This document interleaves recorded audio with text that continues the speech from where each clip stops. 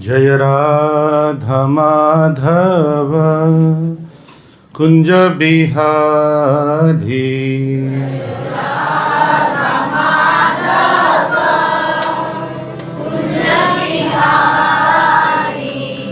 गोपी जन वल्लभ गिरिवरधारी। बोलिए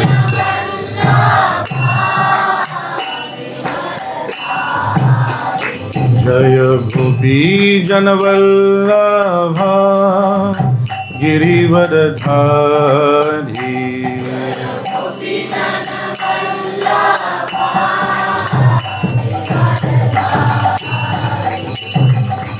यशोदानंदन ब्रज जन रंजन।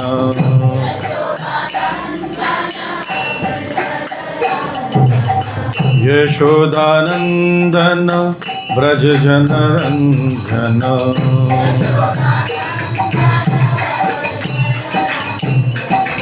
यमुना तीरा वनचारी।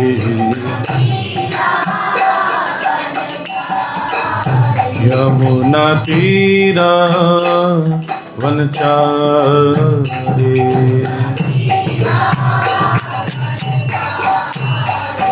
हरे कृष्णा कृष्णा कृष्णा हरे हरे। हरे राम राम राम हरे हरे। बोलिए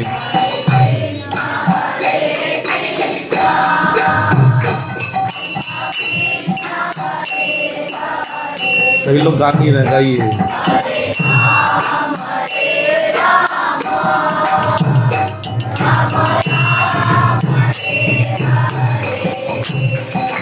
हरे कृष्णा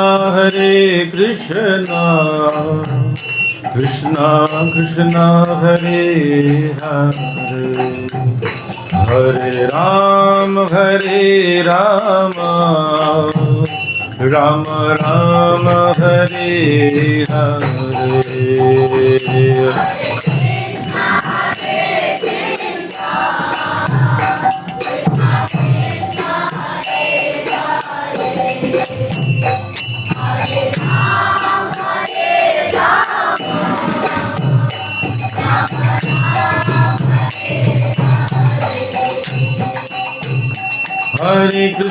हरे कृष्णा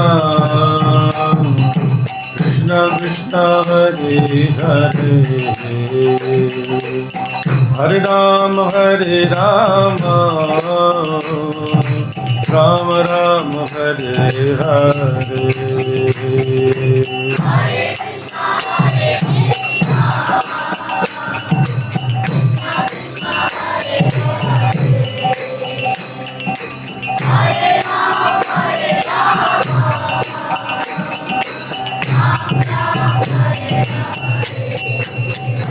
हरे कृष्णा कृष्णा कृष्णा हरे हरे। हरे राम राम राम हरे हरे। बोलिए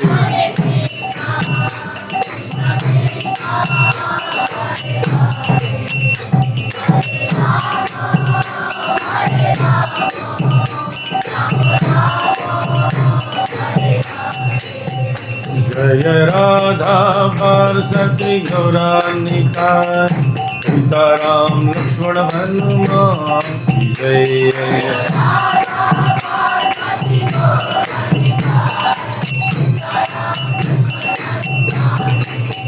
जय लक्ष्मी नरसिंह जय प्रहलाद महाराज।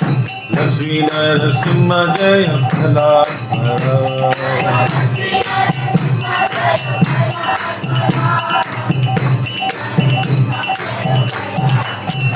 जय जय प्रभुपाद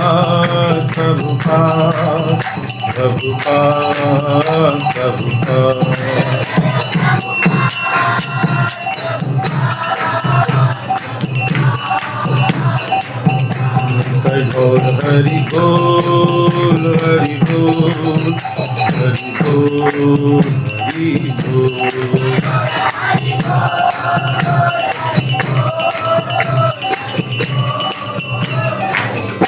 साई गौर प्रेमानंदे। ओम अज्ञानतिमिरन्धस्य ज्ञानाञ्जनशलाकया चक्षुरुन्मिलितं येन तस्मै श्रीगुरुवे नमः। श्रीचैतन्यमनोभीष्टं स्थापितं येन भूतले स्वयं रूपः कदा मह्यं ददाति स्वपदान्तिकं। वाञ्छाकल्पतरुभ्यश्च कृपा सिन्धुभ्य एव च पतितानां पावनेभ्यो वैष्णवेभ्यो नमो नमः। जय श्री कृष्ण चैतन्य प्रभु नित्यानंद श्री अद्वैत गदाधर श्रीवासादि गौर भक्तवृंद। हरे कृष्ण कृष्ण कृष्ण हरे हरे, हरे राम राम राम हरे हरे। नमो विष्णुपादाय कृष्णपृष्ठाय भूतले श्रीमते भक्तिवेदांत स्वामिन्निति नामिने। नमस्ते सारस्वती देवे गौरवाणी प्रचारिणे निर्विशेष शून्यवादी पाश्चात्य देशतारिणे। हरे कृष्णा।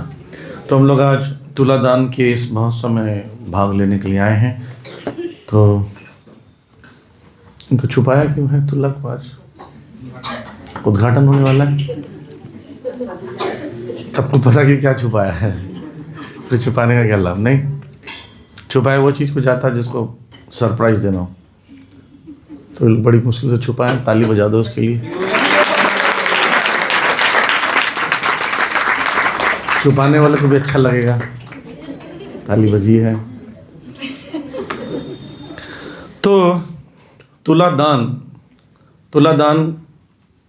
के विषय में शास्त्र वर्णन है। मैं पूरा बहुत ज़्यादा नहीं बताऊंगा, समय नहीं है। तुला तो इस सामने में ही है। तुला का मतलब होता है इसको उत्तोलन किया जाता है, यानी उठाकर उसमें कोई सामग्री रखने पर भार का मापन किया जाता है, तुलना की जाती है। तो तुला सबसे बना है, तुला में तुलना की जाती है। तो एक स्थान पर अलग स्थान पर ऐसे कई भगवान की लीलाएं हैं, वृंदावन की लीलाएं हैं, द्वारका की लीलाएं हैं। उन लीलाओं पर हम लोग चर्चा नहीं करेंगे, क्योंकि मुख्य बात है दान के विषय में। तुला के साथ में जो दान शब्द है, दान शब्द को भगवद गीता में 17 चैप्टर में वर्स नंबर 20, 21, 22 में वर्णन कर रहे हैं। वो मैं बताता हूँ। 3 प्रकार के दानों के विषय में है। इस अध्याय का शीर्षक है श्रद्धा के विभाग। क्योंकि श्रद्धा के विभाग शीर्षक है, मतलब 3 प्रकार की श्रद्धा होती है। जिसका जो गुण में होता है उस गुण में उसकी श्रद्धा होती है। कोई सतोगुणी है, सतोगुण में श्रद्धा, श्रद्धा मतलब झुकाव। जैसे कोई बहुत मसालेदार ऑयली चीज़ें खाना चाहता है ना, चटपटी चाट पकौड़ी कई लोग का शौक होता है खाने का। तो भगवत इसमें इसी अध्याय में बताया गया है कि कोई व्यक्ति ज़्यादा मसालेदार, ज़्यादा खट्टा, ज़्यादा नमकीन, तला हुआ, मिर्च मसालेदार खाता है तो रजोगुणी। सत्वगुणी क्या है? जिसको मीठा ठीक लगता है, तरकारी सब्जियां, चावल दाल रोटी, फ्रूट्स, पनीर, ऐसी चीज़ें जो हेल्थ के लिए अच्छी हैं वो खाता है, सादा, सत्वगुणी। ना चाउमीन, बर्गर, पिज़्ज़ा, ये सब तामसिक चीज़ें हैं, पुरानी चीज़ें हैं। मोमोज़ पता कहाँ बनता है? एक फैक्ट्री में बनता है।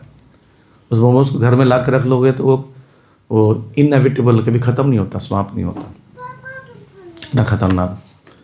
तो ऐसी चीज़ों को खाने वाला तामसिक होता है, मांस, मछली, मदिरा आदि का। तो ऐसी वर्णन 3 विभागों में किया हुआ है, भोजन का, समय का, व्यक्ति का, ग्रंथ का, स्थान का। इन विषय में चर्चा है। तो उसमें दान के विषय में भी चर्चा है, 3 विभाग कौन से हैं। तो पहले सतगुण के विषय में बता रहे हैं। इसके 5 फैक्टर्स हैं। अगर 5 गुण बताते हैं सतगुण दान के। पहला क्या है? दातव्यम इति दानम यद दानम दीयते अनुपकारणे। दूसरा है दीयते अनुपकारणे, देश काले च पात्रे तद दानम सात्विक स्मृतम। पहला दान कर्तव्य समझ के करना चाहिए। दातव्यम मतलब देना ही है हमें। जैसे किसान का क्या कर्तव्य है? खेती करना। वो खेती नहीं करता तो क्या होगा? संसार में दुख कष्ट। आज वही हो रहा, गांव से सब लोग शहर आ जा रहे हैं, अपना कर्तव्य नहीं कर रहे हैं। विद्यार्थी का क्या कर्तव्य है? स्टूडेंट का पढ़ना। कौन सी? कॉमिक्स पढ़ना नहीं, कहानियाँ पढ़ना। क्या पढ़ना? मनोहर कहानियाँ। क्या पढ़ना? अपनी टेक्स्ट बुक पढ़ना, सिलेबस का, राइट। तो अगर वो पढ़ते हो तो आप अपना कर्तव्य पूरा करो। एक माँ का कर्तव्य है कि अपने बच्चों का ध्यान रखे, घर का ध्यान रखे। वो नहीं रखती है तो माँ नहीं है, ठीक है। पिता का कर्तव्य है अर्जन करे, घर को पाले, बच्चों को पाले, जो आवश्यक सामग्रियाँ घर में ला के दे। पिता नहीं, अगर उसे नहीं करता है तो हर व्यक्ति का कर्तव्य होता है। ऐसे ही 3-4 जो वर्ण और आश्रम बताए गए हैं, उसमें ब्रह्मचारी, गृहस्थ, वानप्रस्थ और संन्यास 3 आश्रम होते हैं, है ना। वर्ण और आश्रम। वर्ण कौन कौन से होते हैं बताओ? वर्ण किसको कहा जाता है? ब्राह्मण, क्षत्रिय, वैश्य और शूद्र। तो ब्राह्मण का अपना कर्तव्य है और वर्ण का अपना कर्तव्य है और आश्रम का अपना कर्तव्य है। तो ब्रह्मचारी 25 साल तक वो रहता है आश्रम में, गुरु के आश्रम में रहता है, तो वो कमाएगा नहीं। गृहस्थ रहता है 25 साल, वो कमाता है। 50 साल की आयु में वानप्रस्थ लिया जाता तो वो नहीं कमाता। फिर सन्यासी तो कमाता ही नहीं। तो एक ही आश्रम कमाता है, गृहस्थ आश्रम। उसकी संख्या संसार में बहुत ज़्यादा मात्रा में, बहुत कम लोग। इस्कॉन में पूरे वर्ल्ड में जाएंगे तो 3500 ब्रह्मचारी और सन्यासी मिलाकर है, 3500 बस। अब करोड़ों गृहस्थ हैं। अब सोचो, एक आश्रम कमाने वाला है, अगर वो दान नहीं करे तो कैसे चलेगा? बाकी आश्रम नहीं चल सकते। जैसे किसी के पास 100 रुपये है, उसे 100 रुपये मांग रहे हो तो ही वो 100 रुपये दे सकता है। अगर वो 100 रुपये नहीं दे रहा है, मतलब उसके पास देने योग्य है तो नहीं दे रहा है, इसका मतलब अपना कर्तव्य से विमुख है। जो दे सकता है, जो कर सकता है, वो जब नहीं करता है तो उसको कर्तव्य विमुख कहा जाता है। कर्तव्य से विमुख हो गया, राइट। जैसे मैंने कल भी बताया था, मेरे जानकार हैं, उनकी मदर इस ठंड के मौसम में जब बता दिए 9 दिन 10 दिन 20 दिन नहाती नहीं है, सुबह उठती नहीं है, कुकिंग नहीं करती। बच्चे खुद ही आपस में कुकिंग करके कॉलेज स्कूल जाते हैं बेचारे। तो उससे क्या लाभ हुआ? उस माँ को बहुत बड़ा लाभ हुआ। क्या लाभ हुआ कि दोनों बच्चे जॉब लगने के बाद घर छोड़ के चले गए। जब हमें ही सब कुछ करना है, आपने बचपन से नहीं किया तो हम क्या करेंगे? तो ये होता है। तो अपना कर्तव्य नहीं करने से किसी और का लॉस तो होगा ही होगा, आपका सबसे ज़्यादा होगा। तो इसलिए बोल रहे हैं पहला चीज़ क्या है? दान जो कर्तव्य समझ के देता है, तो मुझे देना ही, मैं कमा रहा हूँ, ठीक। और इसमें कंपैरिजन किया गया है। जैसे अभी ठाकुर जी को भोग लगा, आप में कितने लोगों के घरों में रोज भोग लगता है? हाथ खड़ा करो। हाँ, कई लोग घर में लगता है, ये तो खाने वाले लोग हैं। तो घरों में जो भोग लगता है, तो आप क्या करते हो? जैसे इतने बड़े पतीले में आज बनाया, तो आपने देखा पतीला यहाँ लेकर आए?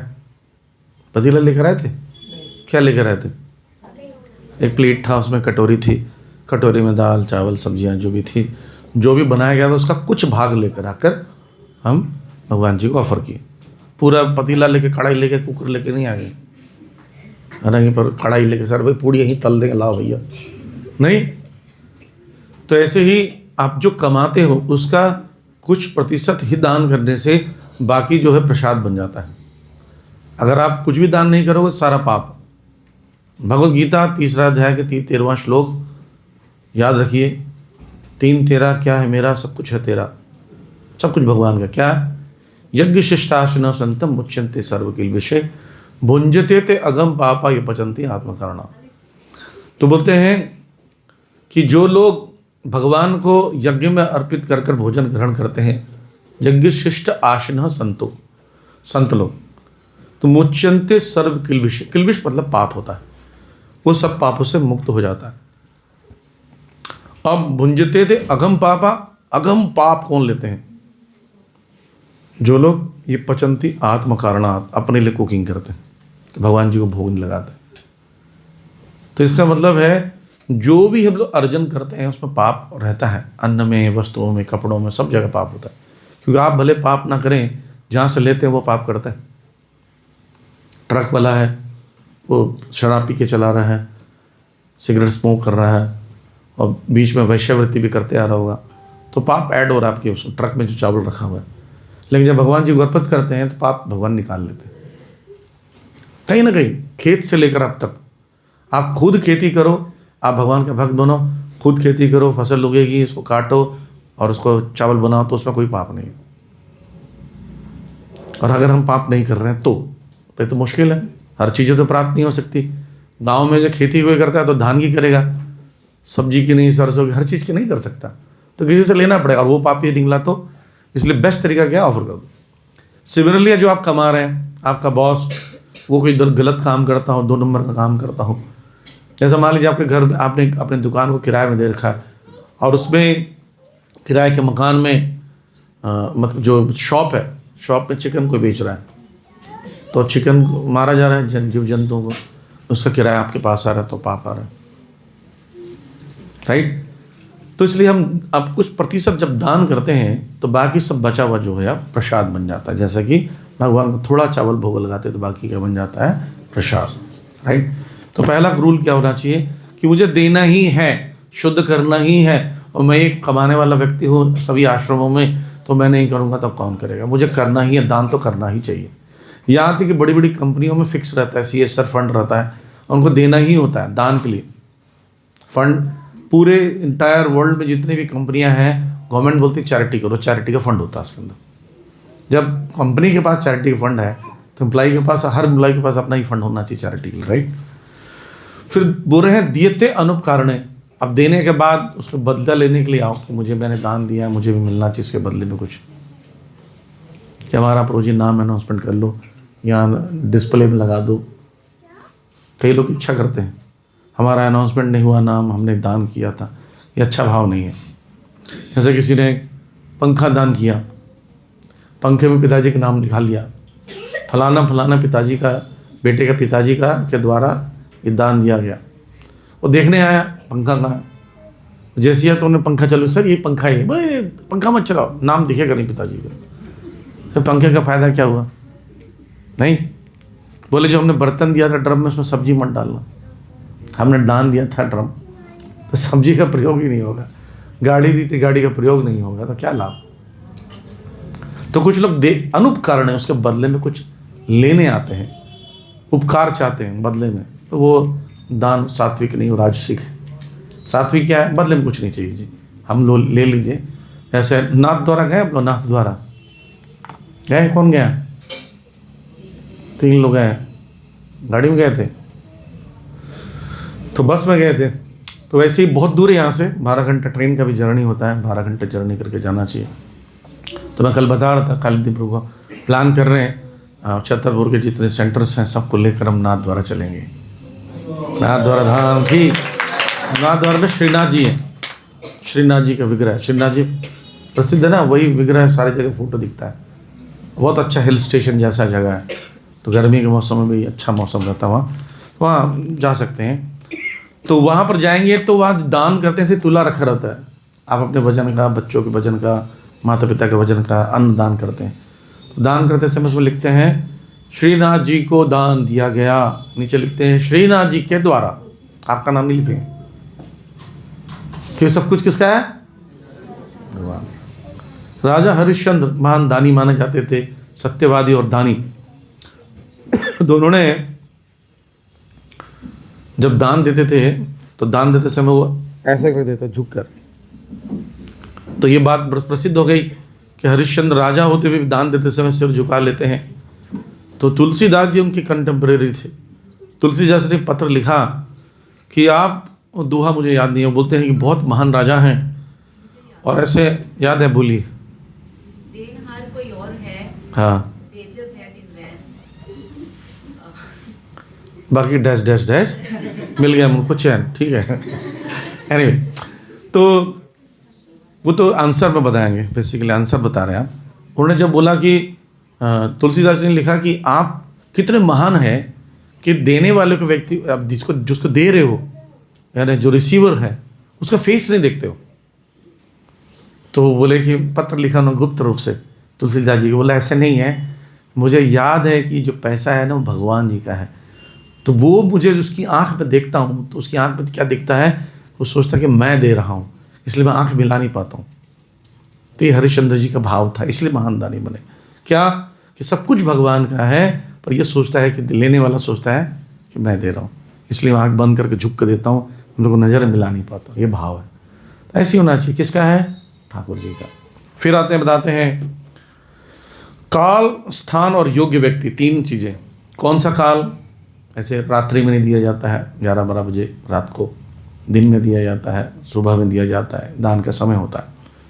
और काल में भी बताता है कि मास के अंत में, द्वादशी के दिन, और तीर्थ स्थान पर, सूर्य ग्रहण के समय में, योग्य ब्राह्मण वैष्णव को जो मंदिर में प्रचार के कार्य में लगे हुए हैं उनको दान देना चाहिए। ठीक है, तो स्थान। अब कर्तव्य देखिए, अब कर्तव्य बोलो, पात्र कौन होता है? जिसको दे, जैसे घी को खोलते हुए घी को प्लास्टिक के गिलास में नहीं डाल सकते, वो सहन नहीं कर पाएगा। ऐसे जब हम लोग दान करते हैं तो किसको दान कर रहे हैं देखना पड़ेगा। किसी को भी दान नहीं कर सकते पैसा। ये आपका सिग्नल यहाँ पर है ना, छतरपुर का बगल में ही है पीछे, वहाँ पर मैंने देखा, उसके थोड़ा पीछे एक व्यक्ति था, वो रोलर पर चल रहा था, और सचमुच मैंने आज अपनी आंखों से देखा है, रोलर पर चल चल के वो ले रहा था, और थोड़ी देर बाद जब रोलर का टाइम हो गया होगा पूरा जाने का, तो खड़ा हो गया, वो रोलर उठा के चला गया। आश्चर्य लगा मुझे। अब सब देख रहे हैं, वो जिसने पैसा दिया तो उसके तो मुंह खुले ही रह गए भाई। मैं तो उसको लंगड़ा समझ के दिया, तो ये खड़े होकर जा रहा है। कितना डेयरिंग भी देखो उसका। ऐसे ही एक भिखारी जो है, भिखारी का व्यक्ति था साधारण सा, वो बेचारा हर व्यक्ति से पानी दे दो बोल रहा था। तो पानी, एक व्यक्ति ला के गिलास पानी देता है, तो पीछे से वो बॉटल निकालता शराब का, उससे मिलाता है, बोले थैंक यू, पानी कोई दे नहीं रहा था। तो आपने पानी क्या सोच के दिया? प्यासे को दे रहा हूँ, पर आपने उसको शराब का कॉकटेल बनाने के लिए दिया है, राइट? तो शराब पिएगा, आपने जो पानी हेल्प किया है, आपको ही पाप लगेगा।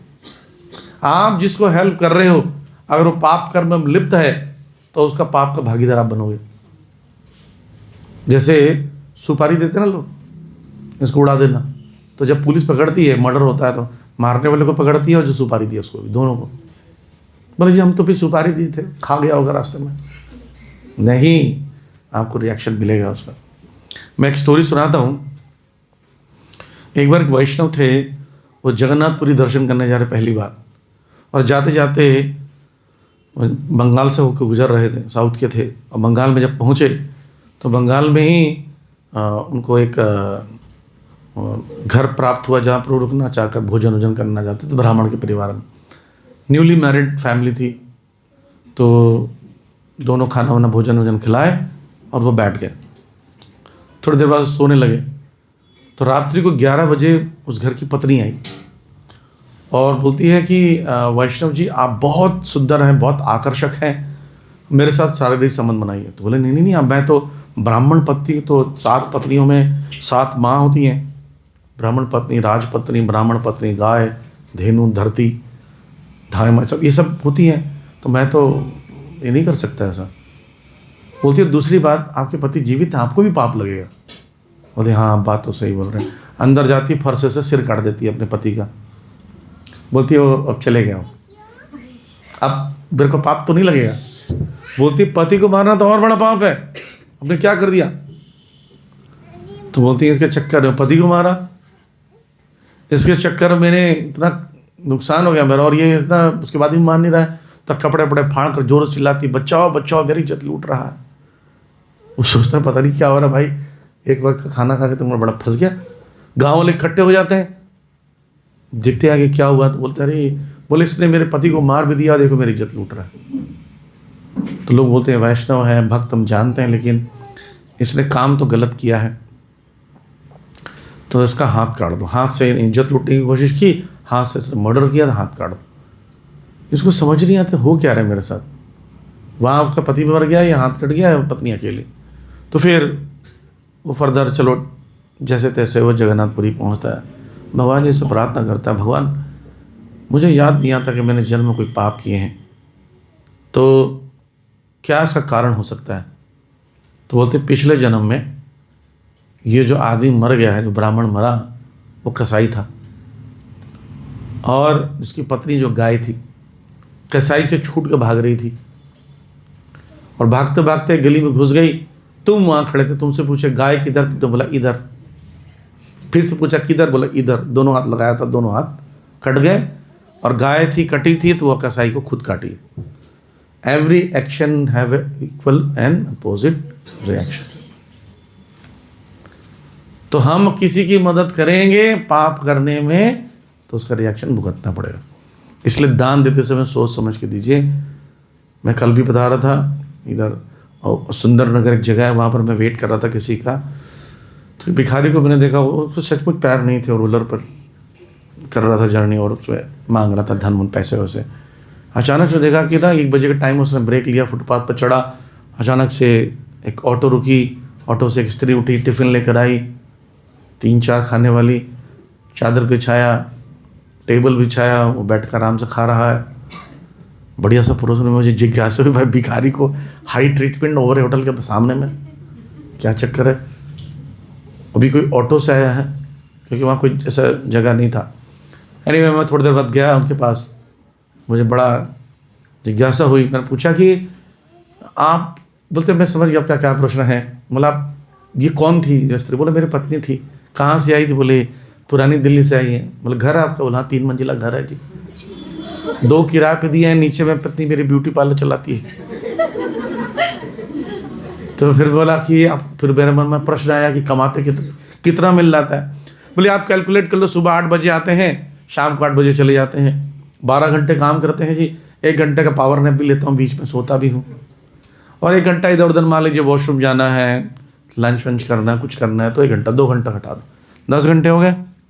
10 घंटे में से 1 मिनट का सिग्नल होता है ग्रीन, 1 मिनट का रेड, तो 5 घंटे हो गए पूरे मिलने वाले, पैसा मिलने वाला। 5 घंटे में जब वो रेड होता है तो मुझे मिलता है पैसा। बोलते एक, अभी देखो एक बार में 10 लोग भी दे सकते हैं, और एक भी मिनिमम एक बार मिलता है, 10 का नोट मिलता है। तो 1 मिनट में 10 का नोट, ठीक है। तो 50 मिनट, 5 घंटे में कितने मिनट हो गए? 300 मिनट, ठीक। 300 मिनट में कितने पैसे हो गए? 3000। 300 कौन सा? 300 तो वही 1 रुपये थोड़ी मिल रहा था, 10 रुपये मिल रहा था। 3000 रुपये पर डे का। महीने का कितना हुआ? 90,000। 90,000 भिखारी को, जिसको आप दया कर रहे हैं। आपकी सैलरी हो सकती 50,000 हो, बोले 10 रुपये रख, क्या याद करेगा? बोले हम तो याद दिल्ली करते हैं हमको। ये हालत है। आप इंटरनेट पर पढ़िए, बॉम्बे में एक भिखारी ने 275 करोड़ का घर खरीदा। भिखारी, हाँ देखिए बता रहे प्रभु जी। आप सोचो, आप उसको भिखारी समझ के दे रहे हो, वो 275 करोड़ का घर खरीद रहा है। यहाँ पर 1 करोड़ भी नहीं है हमारे पास। तो अब भारत में वास्तव में भिखारी है नहीं। जो गरीब हैं, या तो खाना बदो, जैसे वो मूछे बना के नहीं घूमते रहते हैं, सिर घुमाते रहते हैं, वो करतब दिखाते हैं, वो गरीब। या फिर देख रहा हूँ मूंगफली बेच रहा होगा, ट्रेन पे कुछ बेच रहा होगा। बाकी सबके पास पैसा है। एक लेडी, मुस्लिम लेडी थी, उसने एक इंटरव्यू में बताया कि उसके मैरिज हुआ, डॉक्टर थी वो, उसका मैरिज हुआ तो बोलती रोज़ रहस्यमय तरीके से सारे घर वाले गायब हो जाते हैं 10 बजे। मैं सोचती कहाँ चले गए, कहाँ चले गए। एक दिन देखो बेसमेंट जाते हैं, वहाँ से गायब हो जाते। तो बेसमेंट में दरवाजे में कहीं छेद कर दिया, छेद करके देखा, वो सब अंदर जाके भिखारी का ड्रेस पहनते हैं, अंदर से एक गाड़ी निकलती है, वो चले जाते बाहर, और दिन भर भिखारी भीख मांग कर वापस आते। खूब से बंगला बना रखा, स्विमिंग पूल क्या क्या बना रखा। चलें फिर, तैयार हैं आप लोग? बढ़िया बिजनेस है तो नहीं। उनको आप देखकर क्या कर रहे हो वास्तव में? वो बीड़ी सिगरेट शराब जो भी पी रहे हैं, जो भी गलत काम कर रहे हैं, सबके भागीदार आप बन रहे हैं। हुकूमत थोड़ी अब दान दे रहे हैं प्योर, तो उसका दोष लगेगा, गारंटीड है। तो इसलिए वो स्थान में दो, जैसे जो अभी भगवत गीता आप लोग स्पॉन्सर करते हो, ये कहाँ जाता है? देखिए ट्राइबल एरिया, जितने भी 7 सिस्टर्स बने हैं आसाम मिजोरम में सब जगह है, वहाँ पर हम देते हैं। वहाँ पर जो स्कूलों में खाना नहीं मिलता, खिचड़ी भी बांटते हैं उनको और गीता भी देते हैं, ताकि पढ़ कर धर्म को जाने। वृद्धाश्रम में देते हैं, दिल्ली में कई वृद्धाश्रम है। माघ के मेले में जो गांव के लोग आते हैं वहाँ देते हैं। लास्ट ईयर अयोध्या और उसके लिए कुंभ के लिए भी दिए थे, कुंभ के मेले के लिए 2.5 लाख भगवद गीता कुंभ के मेले में बांटा गया। फ्री खाना, जितने दिन कुंभ का मेला लगा ना, पूरा फ्री खाना। आपने सुना होगा इस्कॉन का, और भले हमारे अदानी ने हेल्प किया था, पर फ्री में बांटा गया, कोई चार्जेस नहीं, कुछ नहीं। और बुक्स 2.5 लाख बुक्स फ्री में, बस हम बुक पे हम लिख देते हैं स्पॉन्सर्ड।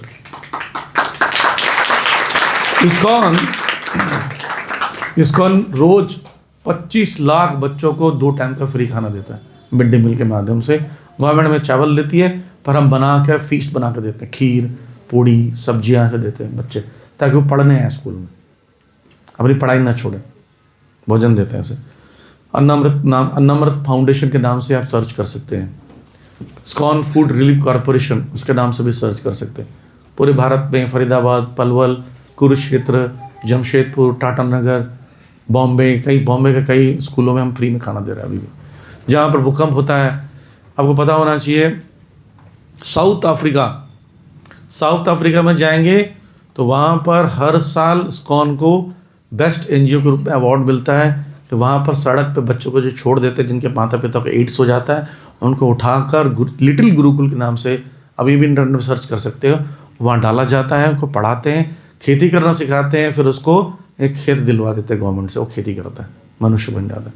तो ये सब में खर्चा नहीं होता, तो वो सबको इस्कॉन को जो दान जाता है वहाँ करते हैं। और गीता दान करने से इस सब स्थानों में जो गीता पढ़कर भगवान के भक्त बन रहे हैं, तो ये स्थान में दान करने से आता उल्टा पुण्य मिलेगा, है ना। हम कहीं इधर उधर दान करते हैं तो कोई हिसाब किताब नहीं है। आप भिखारियों को संसार से हटाना चाहते हो, इतनी दया है, एक भिखारी को अडॉप्ट कर लो, बस। कितना सिंपल है, नहीं? एक भिखारी के घर में रहेगा तो संसार से भिखारी खत्म। नहीं, हम अपने बच्चों को पढ़ा लिखा के बोलते हैं नौकरी करो, घर से निकाल देंगे तुमको। जैसे वो डिग्री कर लेते मतलब कुछ ना कुछ कमा, लड़की तो शादी कर दो, लड़का तो कमाओ। हम अपने बच्चों को पढ़ा लिखा के समझदार बना के बोलते हैं कि जाओ नौकरी करो, और भिखारी को भिखारी देख के बोलते हैं तुम कुछ मत करना जिंदगी, सिर्फ भीख मांगो। अच्छा बताइए, भिखारी को क्या एक साबुन का पैसा नहीं होता है? वो नहाता नहीं है, साबुन लगाता नहीं, क्यों? जैसे साबुन लगाकर अच्छा दिखने लगेगा। मैं छोटा था, एक बार मैं सुबह सुबह दूध लेने गया, 7-8 साल के, मुझे थोड़ा थोड़ा याद है। दूध लेने गया तो बहुत भीड़ लगी थी सुबह सुबह 7 बजे, तो देखे भिखारी मर गया कहीं। उसके रजाई से 3 लाख रुपए मिले थे, मैं जब छोटा था, 89 की घटना है। 3 लाख रुपए उसके रजाई में नोट भरे हुए थे। हम भिखारी समझ रहे हैं हम लोग। तो ये सबसे अच्छा तरीका है कि हम ऐसे जगह में दान करें जहाँ उसका सदुपयोग, जैसे यहाँ पर प्रचार का कार्य हो रहा है, इतने लोग बैठे हैं, किराया है, प्रसाद है, स्पॉन्सरशिप है, ऐसे गीता है। अब आते हैं गीता का दान हो गया। कोई भी दान, तुला दान करते हैं, अन्न दान करते हैं, अगले जन्म में आपको भूख से मरेंगे नहीं, बीमारियां नहीं होगी, पेट ठीक रहेगा। अगर आप अन्न दान करेंगे तो अन्न मिलेगा अगले जन्म में। अगर आप किसी को कंबल देते हो तो अच्छी निद्रा मिलती है अगले जन्म में। कपड़े दान करते हैं तो वस्त्र की कोई कमी नहीं होगी अगले जन्म में। तो अन्न दान करेंगे तो अन्न मिलेगा, कपड़ा दान करेंगे तो कपड़ा मिलेगा, रजाई दान करेंगे या गर्म चीज़ें दान करेंगे, सोने के लिए बिस्तर दान करेंगे तो निद्रा मिलेगी, और हरि दान करेंगे तो क्या मिलेंगे? हरि।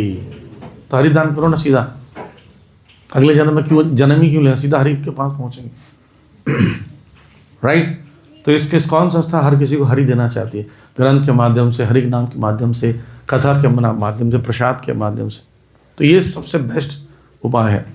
और गीता दान बताता है, किसी को अगर ये कितना भी किसी बच्चे, भूखे बच्चे को भोजन खिला दो, उसका सबसे बड़ा उपकार उसके पर होगा, उसके माता पिता से मिला दो। नहीं, बच्चा बार बार दूध पिला रहा है, बार बार रो रहा है, मम्मी मम्मी, फिर दूध पिला दी, मम्मी मम्मी दूध। कितने दिन तक? माता पिता से मिला दो, कोई प्रॉब्लम भी नहीं। सिमिलरली हम लोगों को ये ज्ञान देते हैं, back to the culture, back to the Radha Krishna, ये प्रीचिंग दे रहे हैं। यहाँ इसके लिए ऐसे गीता की जरूरत पड़ती है। एक गीता दान करने से, अगर आप एक गीता दान करते हो तो शास्त्र में, पुराणों में लिखा गया है, एक गीता दान करने से 7 कल्प तक वो वैकुंठ में निवास करता है। एक कल्प कितना होता है पता है आपको? एक कल्प मतलब 4,32,000 साल कलयुग की आयु, उस पर डबल कर दो, द्वापर ट्रिपल कर दो, त्रेता 4 टाइम्स कर दो, सतयुग मिलाकर 43,20,000 इतना होता है। और इससे मल्टीप्लाई कर दो 1000, इसको बोलते हैं कल्प, ना ब्रह्मा जी का 12 घंटा, राइट। लेकिन इसको मल्टीप्लाई करो 7, इतना 7 कल्पों तक वैकुंठ में निवास करते हैं। आप सोचिए, तो कोई व्यक्ति 7 कल्प तक निवास करेगा तो वो वैकुंठवासी बन ही जाएगा, राइट, वापस नहीं आएगा, फिर सारे पाप नष्ट हो जाएंगे। तो एक गीता दान करने पर लाभ होता है, ठीक। और तुला दान का लाभ का सुन लो। अगर कोई व्यक्ति, 3 लाभ मैं बताता हूँ। पहला लाभ, ब्रह्म हत्या, गव हत्या, पितृहत्या, मृषावचः, तुला दानेन नश्यन्ति पुतात्मा जायते नरः। तुला दान करने से मनुष्य ब्रह्म हत्या, गौ हत्या, पितृहत्या, झूठी गवाही, झूठी गवाही जानते हैं, सब देते हैं बच्चे से घर में देते हैं, नहीं इसने कुछ गलती नहीं की, ये तो पढ़ रहा था, झूठी गवाही, मृषावचः। जैसे पापों का नाश कर देता है और पाप मुक्त होकर परम पवित्र आत्मा बन जाता है। आदि व्याधि ग्रह क्लेश दरिद्र ही उत्तमम ददाति परमम शांति तुलादान संचया। ये तुलादान आदि व्याधि, मानसिक शारीरिक कष्ट, ग्रहों की पीड़ा और दरिद्रता को हरने वाला श्रेष्ठ उपाय है। इसमें कोई संदेह नहीं कि मनुष्य को परम मानसिक शांति प्रदान करता है। गीता दान करने से तीसरा, कोई व्यक्ति अपने या अपने परिवार के सदस्य या अपने विग्रह का, या माता पिता का, पुत्र का, संतान का, किसी को भी तुला दान कराता था, तुला दान में बैठने वाला और तुला दान करवाने वाला दोनों गोलोक निवासी बन जाते हैं, ठीक है। तो गोलोक जाने का सीधा रास्ता है, तुला दान कराओ, टेंशन फ्री। नहीं इधर उधर दान करोगे नरक जाने के रास्ते खुले, यहाँ दान करो सीधा गोलोक का रास्ता खुल गया, ठीक है। तो इसलिए आज हम लोग के एकत्रित हुए हैं कि तुला दान करेंगे। तो पहले विग्रह को करेंगे, उसके बाद तुलसी महारानी प्रभुपाद जी, उसके बाद हम किसी के बच्चे हैं, किसी को अपनी पत्नी प्रिय तो पत्नी को बैठा सकते हैं इसमें, पति प्रिय तो पति को बैठा दो, खुद भी बैठ सकते हो, है ना। तो इस प्रकार से किसी को लगता है नहीं किसी और भक्त को हम चाहते हैं बैठाना, तो बैठा सकते हो। किसी को लगता है नहीं दूसरे के विग्रह है, या जगन्नाथ जी, हम जगन्नाथ जी को बैठाना चाहते हैं, आपका चॉइस है, आप ऐसा कर सकते हो। तो यहाँ पर आप अरविंद श्याम को गाइड करेंगे इस विषय पर। हरे कृष्ण। किसी का प्रश्न है? हरे कृष्णा। किसी का कोई प्रश्न है? अभी प्रश्न ले सकते हैं 1-2, नहीं तो फिर हम तुलादान स्टार्ट करेंगे। हरे कृष्णा। किसी का कोई जिज्ञासा, कोई प्रश्न नहीं है? हरे कृष्णा।